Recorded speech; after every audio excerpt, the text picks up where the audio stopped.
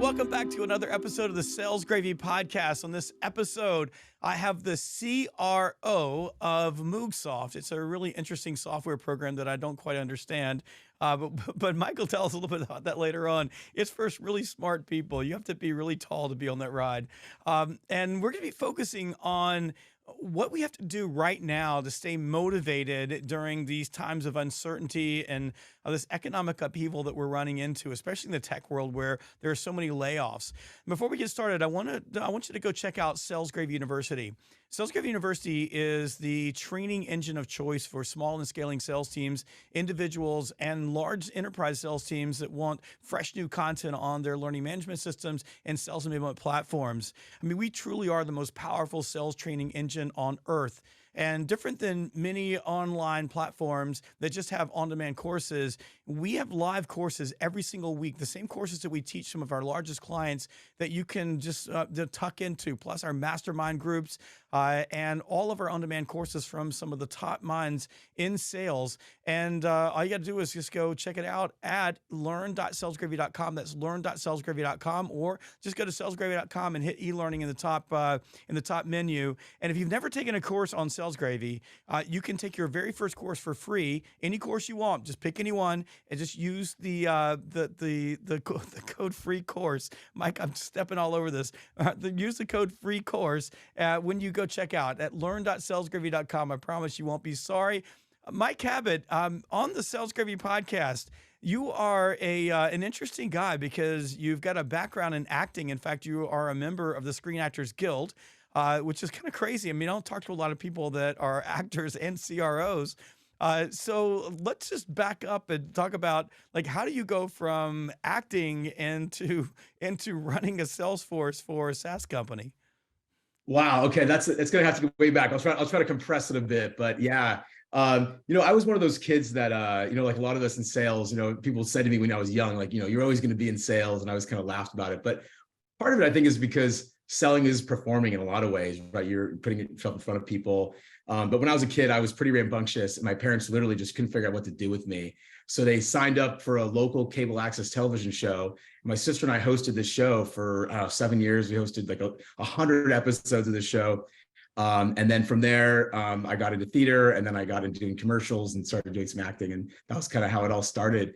But the thing that I think is so interesting about acting and selling, two things. One is that you have this idea of improv, right? The show kind of must go on, and you have to figure out ways to make it work. And that's sort of selling in a lot of ways. You're talking to a client, trying to pitch them. You don't know, it doesn't always go one way. You have to be able to improvise.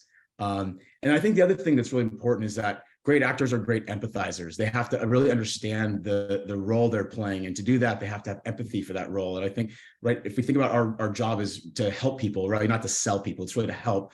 Having empathy is such an important part of it. So I always felt like that was a really great background for me as I sort of moved into being in sales. Well, that's true. It's true, isn't it? So if you're going to act, you're going to take on a character. You literally have to step into that character's shoes and step into their own lens and see things through their eyes. Otherwise, it's just fake. And that's what the best actors do. They actually become that character.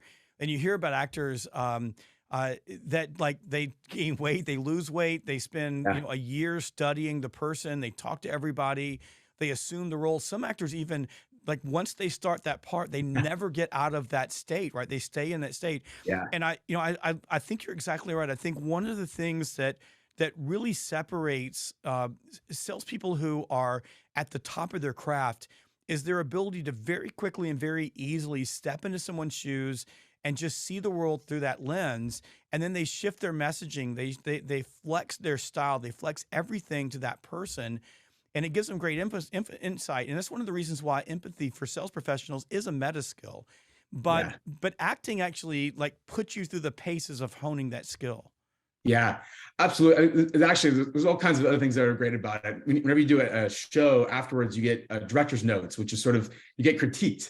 And if you think about this idea of how do we get better at it's through coaching and sales coaching and having people listen in and, hey, this is the things you can do better. And so it also trains you to just be ready to get very candid feedback afterwards on your performance. I think the last thing I would say about it is that there's this idea, you maybe heard the term, like, the show must go on. I think a lot of times, right, people make excuses, right? Oh, it's this. I don't have enough leads. Our marketing sucks, whatever it is. It's like, look, the show's must go on. I mean, at the end of the day, we got to go sell. And I always felt like that was such an important thing to embrace. And I try to bring that into any company I've been at, any sales culture I've tried to build, is that the show must go on. It doesn't matter. We have to figure out a way to deliver for the audience that's sitting in front of us. It's the truth. Last week I was doing a keynote for a group of insurance reps, and I've like totally lost my voice. Like, I mean, there was a point where I couldn't even talk, and you can hear it in my voice now. And I'm in front of them, and I'm like, "Look, folks, the show's got to go on. So I'm going to be popping some cough drops and drinking some hot tea, but we're going to Yeah, get through this together because that's what we showed up for." And you're exactly exactly. right. And I love the improv piece too because it does require you. Like, I think improv, the thing that makes improv such an important skill to master is that it forces you to learn how to listen. And you have to Mhm. listen not just with like your ears, but with your eyes and your intuition, because on stage, when something gets thrown back to you, if you weren't paying attention, you don't know how to respond. And Yeah. Gina Tremarco, who's one of our trainers at Sales Gravy, and she does courses on Sales Gravy University, also hosts a podcast called "The Women Your Mother Warned You About." And trust me, they did.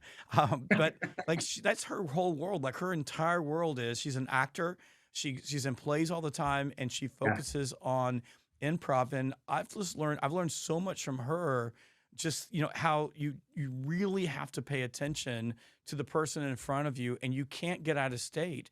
And I Yeah. think one of the things that impacts salespeople, especially with SaaS companies like yours, where so much of the selling is either over the phone or in a video format, is they have a tendency to get distracted and Yeah. they miss parts of the conversation. And I'll give you just an example of that. Just recently, I was having a conversation with a SaaS rep, a pretty expensive marketing software that we are looking at potentially picking up as a company.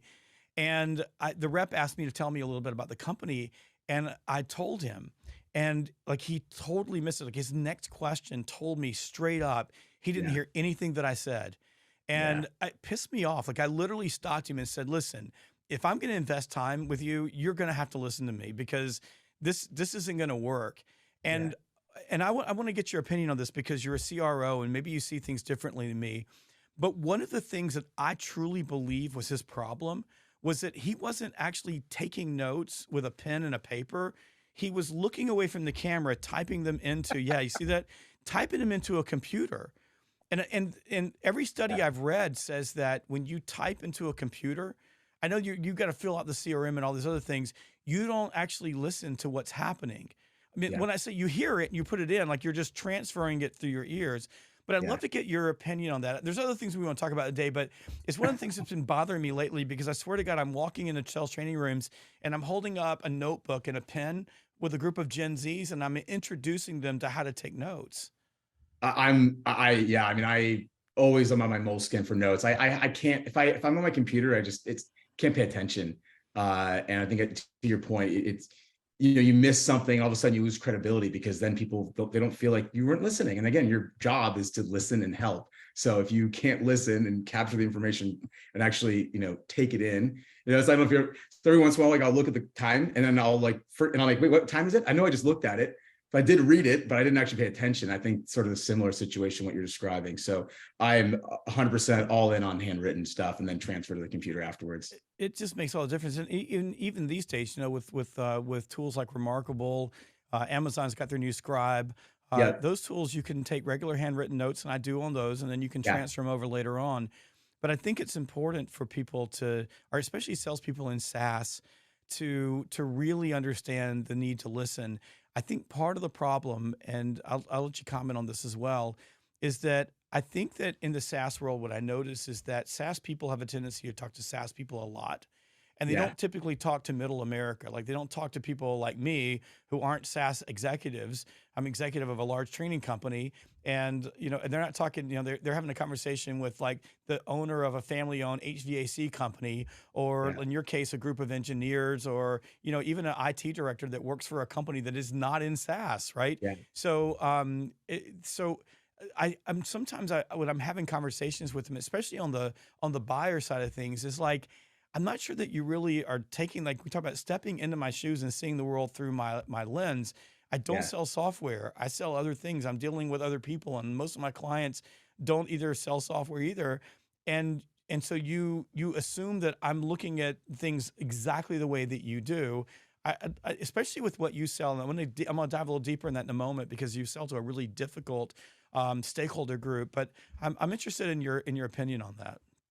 Yeah, I mean, I think that that's true, right? You know, in my last company, we sold into a lot of local schools, and it was a very different experience because prior to that, I've been doing more of the kind of classical SaaS selling, and it was a very different experience because yeah, these were schools that were all over the nation, places that didn't have a lot of money and technology, and it was a very different thing. I think a lot of this too comes back to I think as whatever we market or sell, we need to find ways to just break it down to make it really straightforward for actually what we do and how we help. And I think that's the other problem is that people go in with just all this sort of technical jargon and everything else instead of just like, look, let's just start at the beginning. What's this all about? What are we doing here? What's the point of this? Then we can talk about technology and how it solves things. But I think that that's another problem. People don't, yep, there's like the value pyramid, right? Start with what's really the whole point of it, and then we can layer that in and go deeper and deeper. But yeah, I agree with you. I think that's a legit issue. I agree with you. Yeah.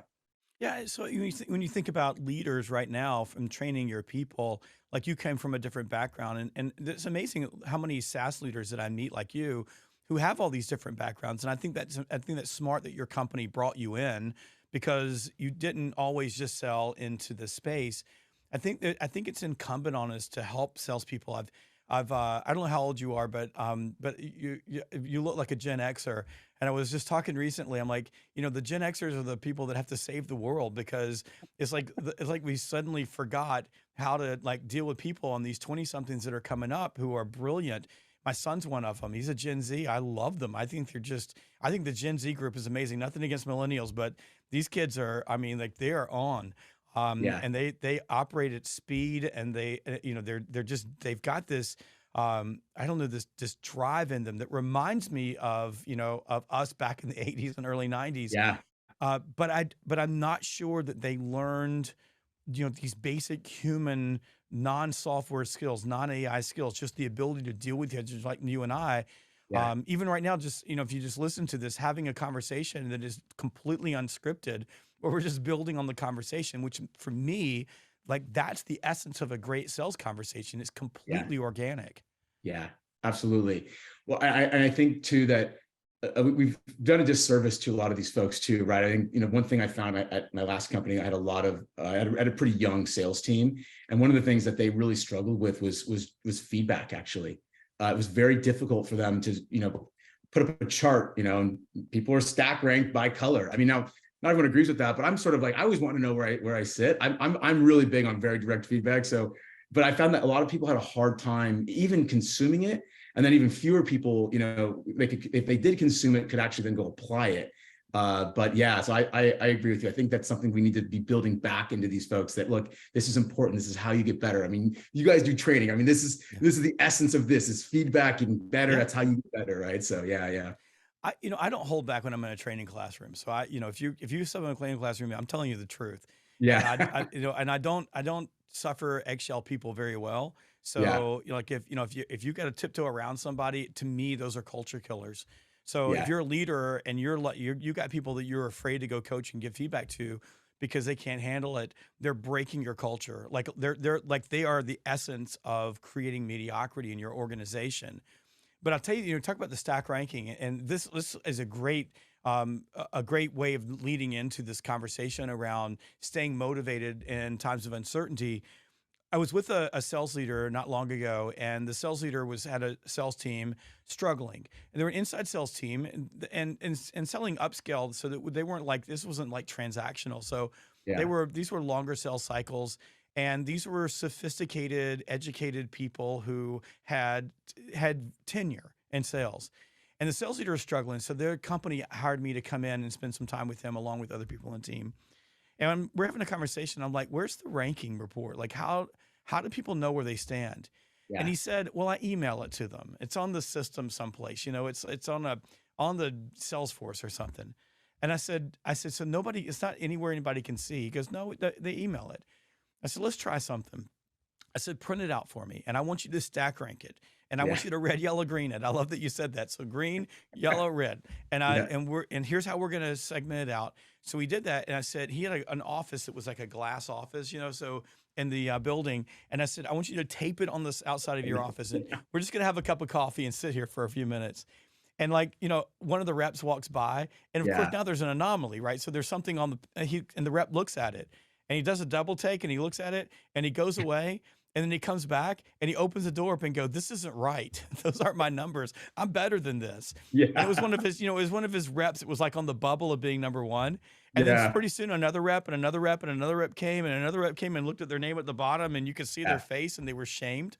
And I said, you don't even have to point out to them that they're not on the top. They know it. That's right. And I'm like, suddenly the phone started ringing, suddenly activity increased. And I said, look at that. You didn't have to do anything other than to create awareness that where people stand.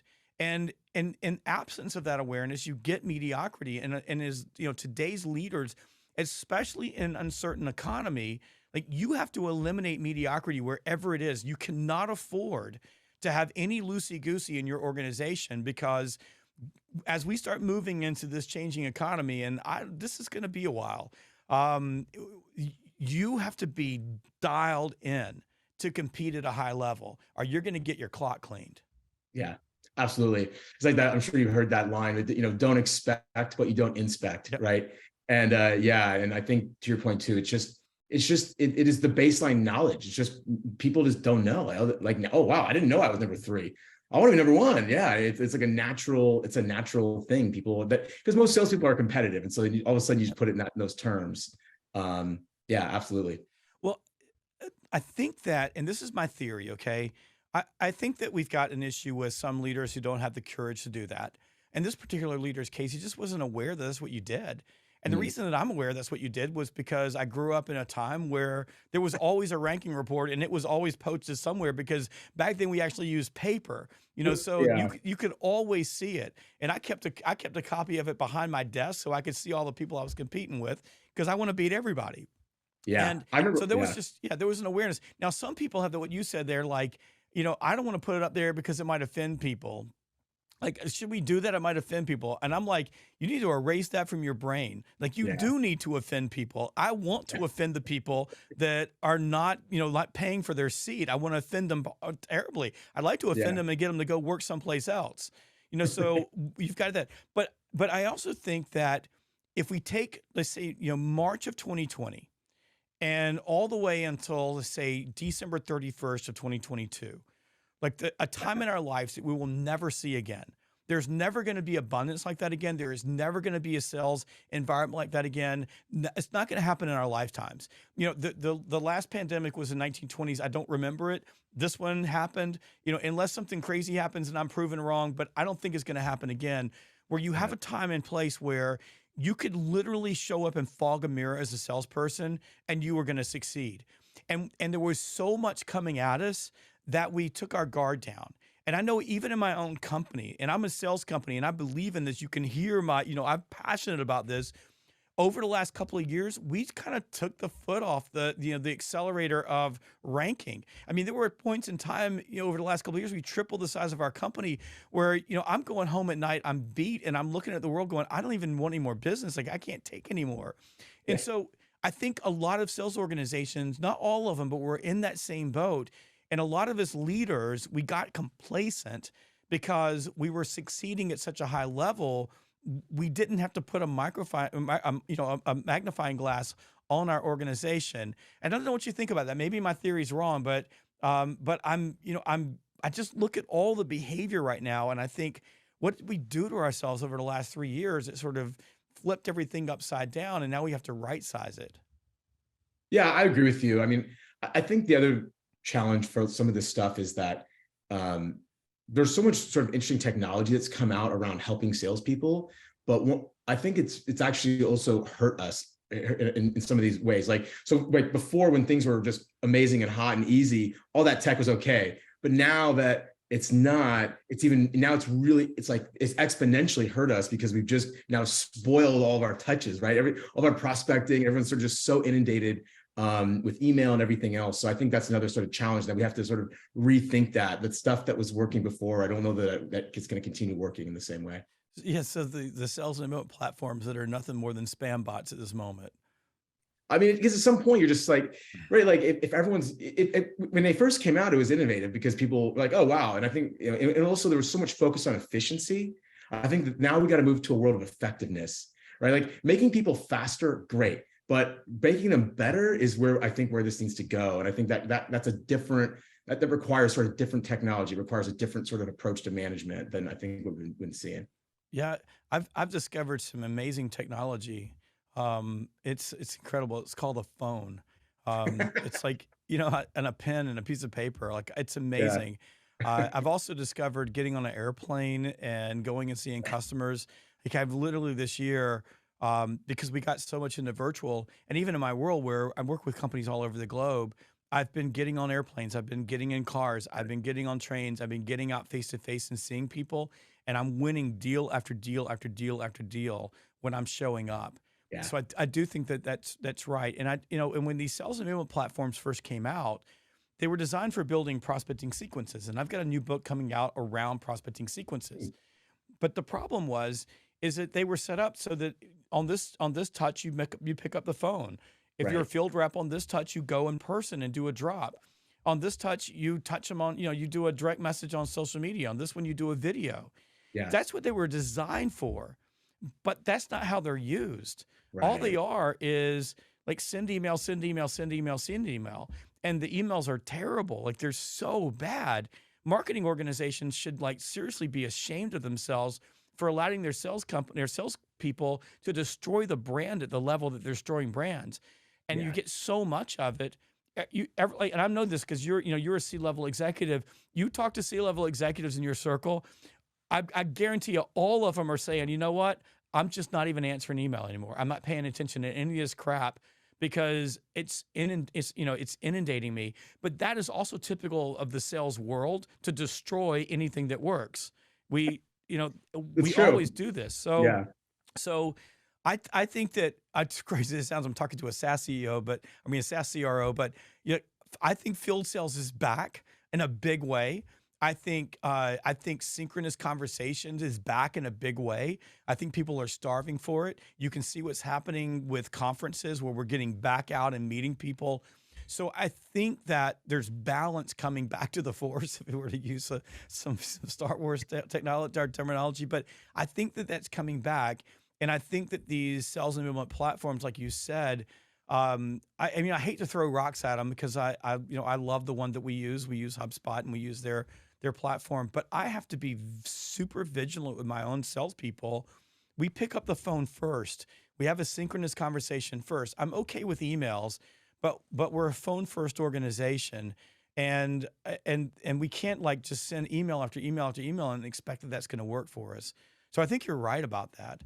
Um, okay, let's do a little switch on you, Mike. So we've entered a weird, I just call it a weird time. It's weird. It's just a weird time. We've got uncertainty, we have volatility, we've got a war, we've got, just the other day ago, Iran is capturing ships in the Hormuz Strait, which is impacting, fuel delivery. We have disruptions everywhere. And we have in some cases, companies that are in economies that are fantastic. We have other people who are like in real estate where they're already in a recession. And then like we have even new home sales people who were in a recession and now they're out of a recession because the people who sell existing homes don't have any inventory. Like it's all over the place. And we came out of this unprecedented time where if we think about where we are, we're a little bit back to normal, like how you would sell normally, but it's difficult. And then in your space in tech, good Lord, I mean, how many more people are we going to lay off? So, and there's another round coming, another round coming, another round coming. As organizations start to right size, they begin to take staff out that they don't need. And along the way, they're putting off like sales training in some cases. Other people are picking up more sales training. I mean, it just depends on the leadership team. It depends on what your VC backers, your investors are saying to you. So there's all of this stuff happening and it's noise. And seriously, you pick up the Wall Street Journal, which I read every single day, and on Tuesday you feel good, and on Wednesday you feel like crap. You Yeah. think the banking crisis is over, and all of a sudden you've got another bank that's in jeopardy. That happened over the weekend. So, like, this has got to be a difficult time if you're an individual salesperson and you're looking around you, you're getting pushback, you're getting buying deferment objections. I'd love for you to talk a little bit about, especially when you're dealing with a buying group like you deal with. So the stakeholders that you deal with in your space, I don't completely understand what you do. I read enough to be dangerous. So, I get some of it, but you're dealing with probably the most difficult group of people to sell to in business, in my opinion, just because of their buying type, their personas, analyzers. They're hard to get to. You're selling them something that they may say, we don't really need this right now, but I've read a couple of your blogs and it looks to me like they really need it right now and it would make a lot of sense. So how do you turn an IT department into, for example, an expense into a revenue generator, which I think is super smart. So like you've got all of this stuff happening and in your team selling to people who are really good at saying no and hiding from you. So talk Yeah. to me about, as a leader, as a CRO, like from your heart, like what are you doing right now to maintain morale, to keep your salespeople pumped up, to keep your mid-level leaders pumped up so that they're going in every day, leading your sales team? What's the formula for that? And how do you make sure that you don't lose your team in the process? Yeah, I mean, I think some of it is just being very transparent and real. I mean, I think that's sort of the foundation. I think instead of like making crazy claims to people like, oh, don't worry, this is gonna be easy, or being really just real, like, look, it's gonna take a lot of work. And I think that's the first thing, you have to all get on the same page. It's gonna take a lot of work. That could be maybe upsetting for people, but that's just the deal, right? You got to take a lot of work. But I think from there, it's about finding where the wins are. And I think, like sometimes we get so focused on just the end game of the closed won deal. But back to, we talked earlier about this idea of sort of stack ranking. And, one of the things I've found is that there's ways we can stack rank across a variety of metrics. So there could be based on, are you touching enough accounts or prospecting enough? It could be, are you generating enough pipeline? It could be, are you, winning enough? But there are a variety of areas that you can highlight people, and hopefully if people aren't winning and close one enough business, hopefully they're at least busy enough, they're touching enough accounts, you can highlight them in there and say, hey, you're doing the right stuff here. And we know based on the math that, if you touch 100 accounts, that 10 should turn to pipe and 3 or 4 of those should convert into closed one. So keep going, the math will catch up and it will start working. So I think, again, finding those wins. And I also think that, and in any time you get any sort of win, you got to celebrate it. So, anytime we have a competitive win, we all go crazy and have on a call or Slack or whatever, and people talk about it. And I think highlighting those and making sure people know that the person next to me just won, this person just won, that person just won. Okay, that means I'm as good as they are. So now it's my turn. And I think that helps people, stay in the game and just remember what we're out there doing. So I don't know. I do. I think celebrating wins is important. I think keeping them in front of people, and again, you think about over the last couple of years, we were winning a lot. We were winning so much that, in the words of an infamous politician, we almost got tired of winning. So I don't think that we were celebrating that level. And I do think now, like, every day ring the bell. Every time there's a win, ring the bell. And there are little wins. There are big wins. Celebrate them all. Yeah. You can bring out the brass band for the really, really, really big win, but yeah, what I've been celebrating lately, based on what you just said, is just something that got added to the pipeline. Like everything. I'm kind of the sales leader for our organization as well as the CEO. But every time one of my people adds something new to the pipeline, I grab it and send them a note and say, "Awesome, very good, nice job," because I don't know if it's real. I don't know. But the act of putting something into the pipeline just tells me that that's a good thing. Now we got a game. Like, where are we going to go? So I think that's incredibly important. And I also think, and get your opinion on this, but actually diving into the sales process. So we always focus on close one, but there's a lot of steps to get to close one. So I'm also focusing on how are we advancing? Or how are we layering discovery calls on a bigger account? Like, are we, did we get a meeting with a person higher up in the organization? Did we level up? Did we get to side by side? Did Yeah. we have a bigger conversation? What does that look like? I think celebrating those along the way, and part of that is teaching our salespeople to slow down just a little bit because we got in a bad habit, and that's just us, everybody, of transacting customers Yeah. because it was sort of like hello, want to buy. And now it's like, let's slow down a little bit and let's really do discovery. Let's really Yeah. get deep in the process.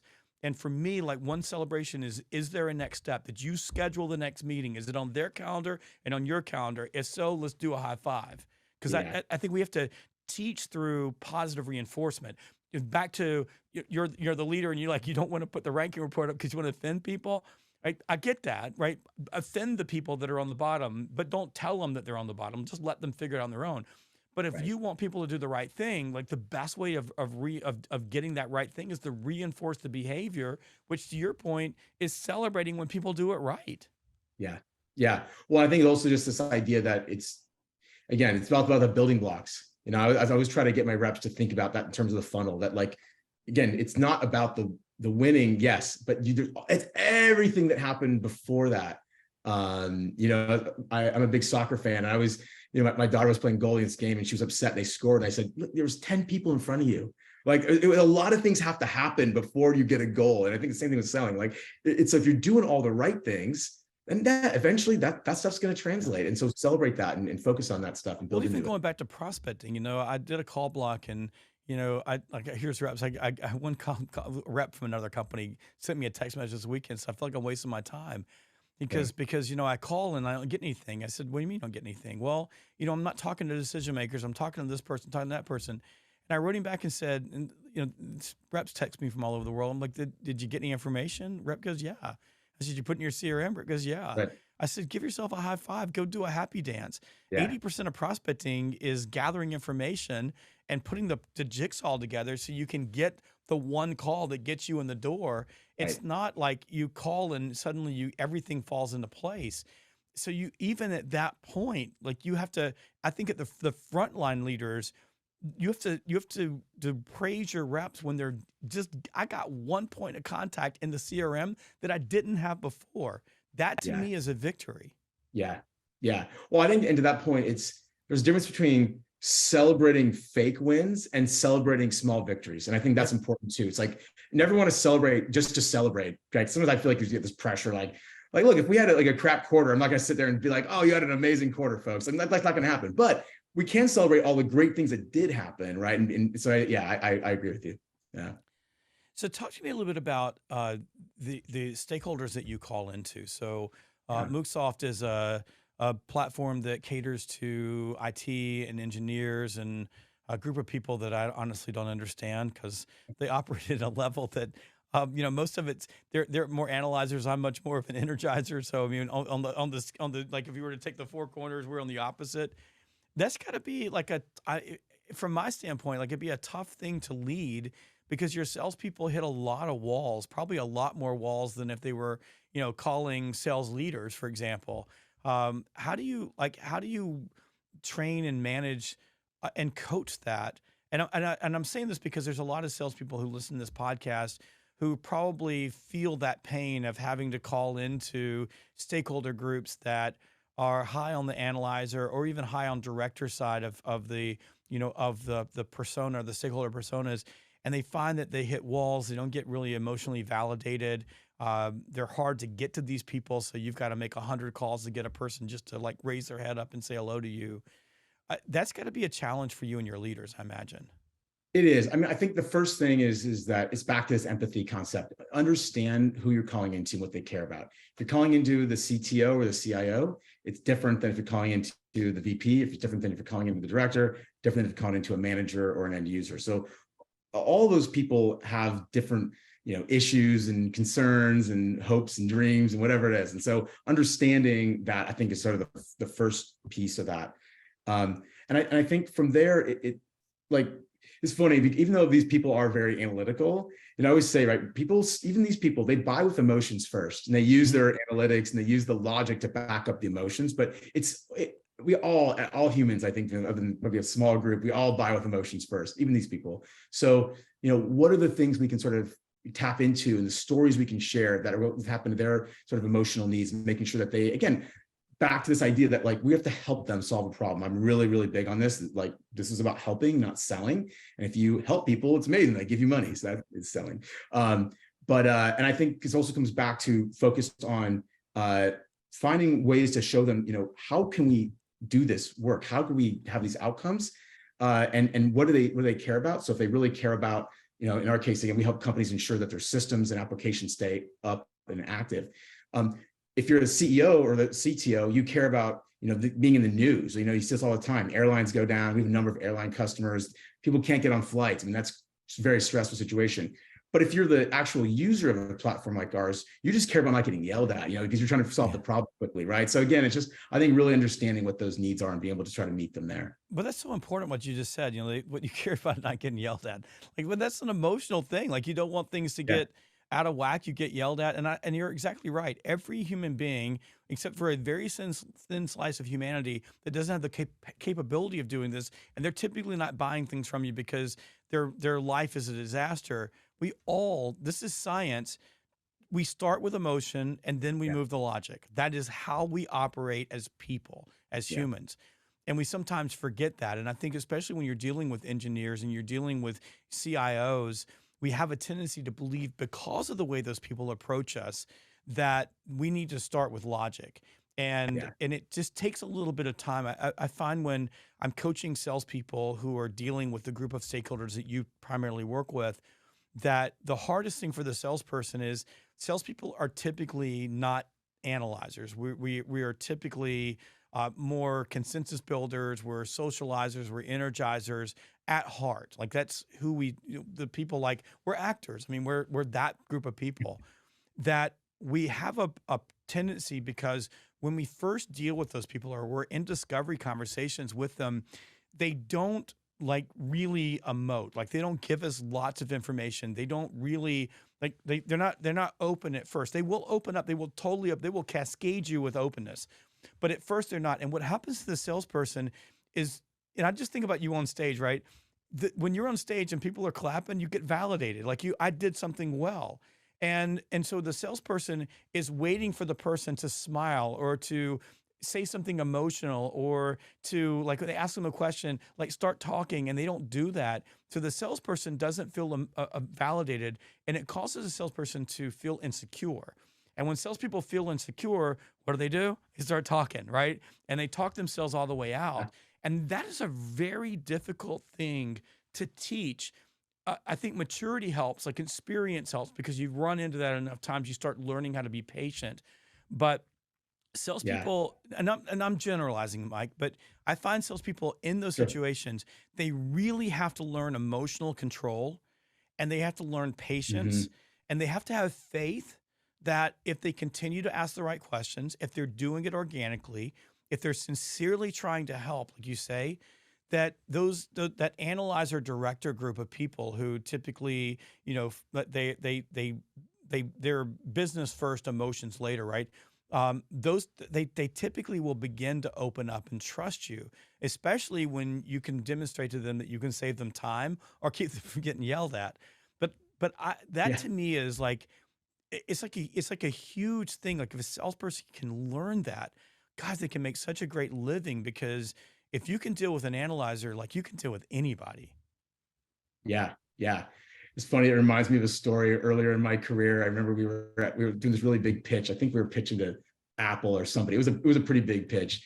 I was there with my CEO, and the person was just starting to kind of talk, and I was getting ready to sort of jump in. And I remember he kind of very gently reached over and just put his hand on my arm and just, be quiet.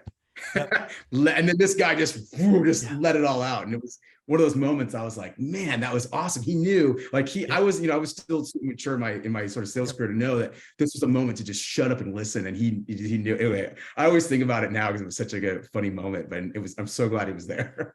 But what a cool story, because I have the same stories from my own background where I had great sales leaders and I was immature, and I've got a few dents in my chin from getting kicked under the table. but just Yeah. that learning that pace, like they understood it. And that's why I say, for the Gen X leaders out there, it's up to us to fix the sales world. Like we have to bring this back. We have to be leaders that are willing to do exactly what your leader did and say, stop for a second. I'm sure in that moment you're a little bit embarrassing because you got called out, Yeah. but you learn like that pace and that understanding and watching people. There's science behind this, by the way. It's called the self-disclosure loop. And what it is that when a person begins talking and self-revealing, they get a dopamine hit to the pleasure centers of the brain. And analyzers, like the people that you typically deal with in the spaces who are, in those roles, they're slower to get there than people like me. Like you asked me a question, like I can talk, I'm out rolling downhill. Right. But once it hits, like you watch it, I know you do this now in your role as CEO or zero, like watch it, stay out Yeah. of the way, like here it comes. And then Yeah. once they start talking, if you will just pay attention, stop typing on your computer, look at Yeah. them, like Right. reward them for talking. They'll tell you everything, and like you don't have to do anything at all. And it's one of the Yeah. games that my team plays in situations like that is how few questions can we ask to get the most information out of someone. And Absolutely. but that's something that you have to learn. And and I don't know that you're typically going to learn that on your own, or at least you're going to learn it the hard way. Like you're going to lose a lot of money out of your paycheck while you figure it out. So I Right. do think, like, you even going back to motivating your salespeople and keeping them motivated in this time of change. Sales leaders need to be present. You need to be with them on calls. And then I'm Yeah. not talking taking over and doing it for them. You Right. need to be on your sales floor. You need to be sitting side by side. You need to be imparting your wisdom so that they can become better at what they're doing. That to me is what like makes the role of leading salespeople so much fun and so rewarding. And I go back to the last 3 years. I think sales leaders got out of that habit because we were just doing triage, just trying to keep up what was coming at us. Yeah. Yeah. Right. And just it's just dealing with the kind of the craziness of just what's happening. But yeah, absolutely. That's a big opportunity. I'm a really big believer in the feedback. This idea of feedback. And another story. I remember in same company, I had this big meeting, and afterwards, I asked the CEO, because he always was there with me. I said, "Hey, do you have any feedback for me?" And he gave me some feedback. And then a minute later, he goes, "Hey, do you have any feedback for me?" And I remember thinking at the time, like, I did have feedback for him, but I didn't really want to say anything. But I was like, whatever, I'm just gonna lay it out there. So anyways, I gave him really candid feedback. And he was like, "Thank you so much. Like, people don't usually give me feedback after these things." And I thought about later, but that's partly why I just, it's like, that's how we all get better. It doesn't matter who you Yeah. are. The CEO of a company, we still need feedback. We all need feedback. And that's how we get better. So yeah. Yeah, it's one of the things that I do with, I call it a before and after routine on sales Yeah. calls is before we do a sales calls, what's the objective? What's our target Yeah. and next step? Tell me what you know about it. And then coming out of it, like, what do we do well? Like, I always want to start Yeah. there. Everybody wants to start at the negative. Tell me what we did well. Yeah. Because like once in my life, I've walked out of a sales call where we bombed it so bad, there was nothing we did well. Right. But I fired that person. So, but, Yeah. we always did something well. There was always something. So pick those things out and get people in the habit of looking for what's right. Yeah. Then you say, what could we do better? And you have them Yeah. talk. And then as a leader, if it's a joint call where I'm engaged in the call versus I'm just observing, I ask Right. the same question, like, what could I do better? Yeah. And similar to the CEO. I'm actually, like, I'm sometimes surprised at what people say, and sometimes it's really insightful because I think sometimes as a leader we forget our role, we forget who we are. We have a tendency sometimes to take over, and I think sometimes we do. I know I walk into some deals and I'm going, hold my beer, I got this. Like I Yeah. know Yeah. that I do that because I've been doing it so long, and it's humbling to like have someone who's 25 years old look at you and go, I probably wouldn't have said that if I were you. And you go, Yeah. you're right about that. Yeah, absolutely. And I think it's such an important thing for them to see that as a leader, you can take the feedback and you can appreciate it. And I think that, then when you can give them feedback, look, it's a Yeah. two-way street. This isn't me coming down on you. This is just how do we get better together? Yep. Yeah. Tell me a little bit about Moogsoft. Yeah. So basically, we help companies ensure again that their applications and systems are sort of live. So if you think about, so one of our customers is Fox during the World Cup, right? That they're making sure that like all those systems are up and running, so that people were trying to stream the World Cup globally. Nothing went out, and everyone was able to watch it, and it was great. But that's sort of the idea. And if you think about let's say you're watching Netflix and Netflix goes down. It's not clear Netflix necessarily what happened. Is it, was it on your local machine? Was it because, your telephony, your internet? Is it because your router went out? Is it because Netflix had an application issue? Is it because some database got too full? And so what happens is companies install sensors or monitoring systems across all these different areas of the business. The problem is that if something happens, they don't really know. They can't, like if one sensor goes off, it's usually connected to something else. And so what our company does is we just take all that information and shove it into one place. So that way they can quickly figure out, okay, this is the problem. Now we can go address it and get it resolved. And that's sort of the foundation. So, but it's banks and insurance companies, it's people that have systems and applications, things that if it goes down, it's really bad, right? You get a car accident, you need to be able to file a claim. You're not gonna be waiting around like, oh my gosh, I'm on the side of the road. That you can't access that, you're gonna freak out. Yeah. So that's we make sure those companies keep all that stuff up and running. I love it. It's like when you're flying a plane, something starts going wrong, you want the computer to tell you what it is. And it could be Yeah. a bunch of different little things. Beautiful. So I'm going to give you a chance to pitch your company to our audience, because we've got some amazing people that listen to this podcast all over the world, and a lot of them are they're getting to their career where they're looking for cool companies to go work for. Um, Yeah. why would someone want to come work for you and work for Moogsoft? And if they did want to work for you, like what do they need to come with, and how would they find out about your careers? Sure. Yeah, I think, what makes us special is I think partly that we've built I think culture is number one thing. And, if you can go to a lot of places and if culture's not right, it's just not a fun place to work. So the first thing is we've got a culture that is people oriented, but it's also focused on outcomes, and it's very transparent in general. As you kind of heard me saying, I'm very straightforward as a leader. When I'm interviewing people, I always tell them like, this, what you see on an interview with me is what you're going to get with me when you start working here. I'm not going to promise you crazy stuff. This is just what it is.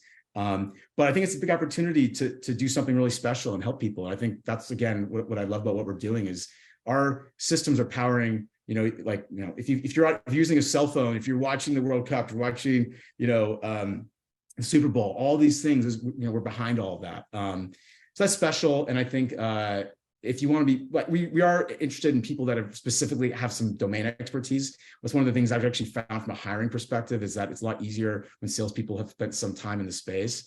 But certainly happy to chat with people if they're interested in learning more on our website. It's just, I believe it's moogsoft.com/careers. You hit me up on LinkedIn, whatever. Happy to engage on that. And it wouldn't be the worst thing in your life to have an opportunity to work with someone like you that totally Thank you. gets it, right? Understands coaching, understands culture, and understands what it takes to drive a sales team. Mike, if someone wants to connect with you after listening to this, how would they find you? Yeah, just linkedin.com/in Mike Cabot. Think been on there long enough. I have a normal name on there. But yeah, LinkedIn, Mike. I mean, I'm on Twitter, I'm Cabot, but mostly I'm on LinkedIn. So that's probably the best place to hit me up. Beautiful.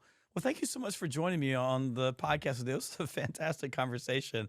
It went in some unexpected directions, but I just love it. Super rich, and folks, look, if you're looking for an opportunity and you're in the IT space and you understand what Mike's talking about, which I don't because I'm not smart enough to live at his level, y'all go check out Moogsoft.com/career, Moogsoft.com/careers, and see what's out there. And don't forget to go check out Sales Gravy University, the world's most powerful sales training engine. We work with teams all over the world from all sizes who use Sales Gravy to upskill, drive motivation, and keep people's morale up. It's a lot of fun with a lot of people that are the best expert, best authors in the world, the best sales trainers in the world. Go to learn.salesgravy.com, learn.salesgravy.com. And if you've never taken a course before on the platform, you can take any course. When you check out, use the code FREE COURSE. Thank you for joining me on the Sales Gravy Podcast.